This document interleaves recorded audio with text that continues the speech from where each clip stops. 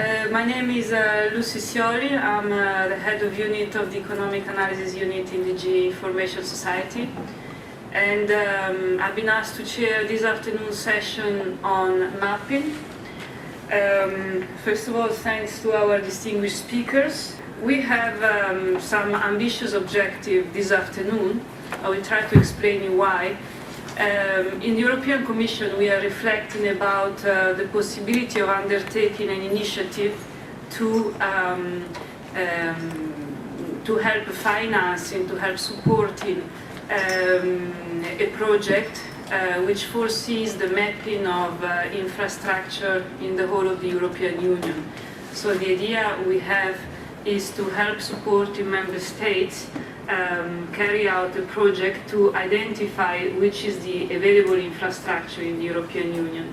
It's the first time that the European Commission is thinking about a similar project, so we have the objective of learning more from these practices that are already in place, and in particular we're also willing to learn about the cost of these exercises, but also in particular what is it that we should be mapping, what kind of investment, what kind of infrastructure, at which level, in which areas, and so on.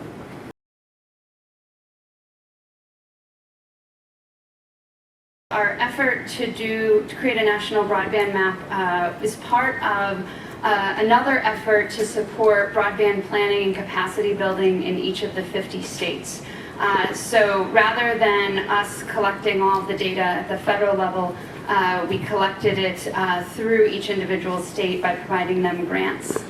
So we provided in a round of grants approximately $300 million, and $167 million of this was to support broadband mapping for 5 years with data collections happening 2 times per year. And $126 million went to state broadband planning and capacity building. So there was 1 grantee per state, and they each received several $million to do this. So the cost of the national broadband map ends up being somewhere around $35 to $40 million per year to maintain. We funded the state broadband offices. We funded them to collect data and also do validation of the data. Not that we didn't believe what was being provided by providers, but most often because particularly small providers don't have the data in the type of format that you need to create a good broadband map. We also funded technical assistance to schools, libraries, hospitals, and small businesses, similar to some of the demand aggregation discussion that everyone was having this morning. We funded local broadband planning teams who are both part of an effort to spur demand at a local level and also at an effort to validate data at a local level to tell us if what we ended up getting at a much higher level at a state or a national level was correct when people in a small town looked at it.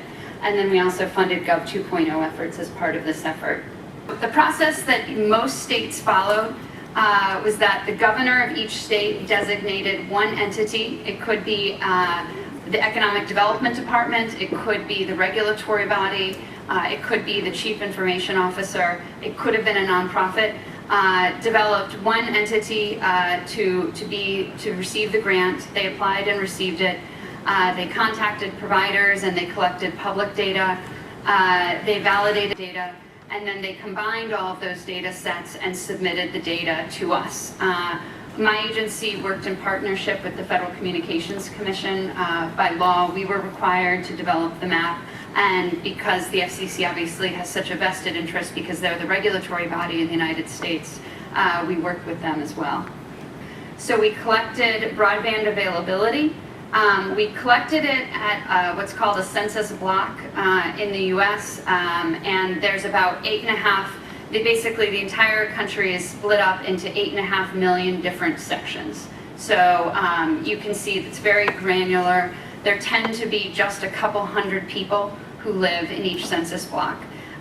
We collected the broadband provider, each broadband provider who was offering service there, what kind of technology they deployed, and then what kind of what speed tier they deployed.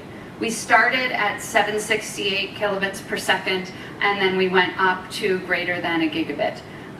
We didn't differentiate between providers who typically served residential consumers and providers who typically served business consumers. They're all in the mix equally.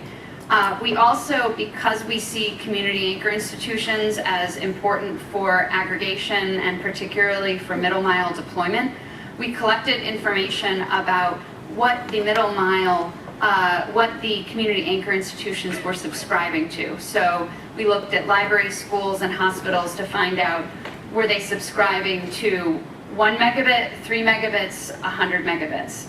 Were they not subscribing to broadband at all? Together, states did outreach to about 4,500 different potential broadband providers.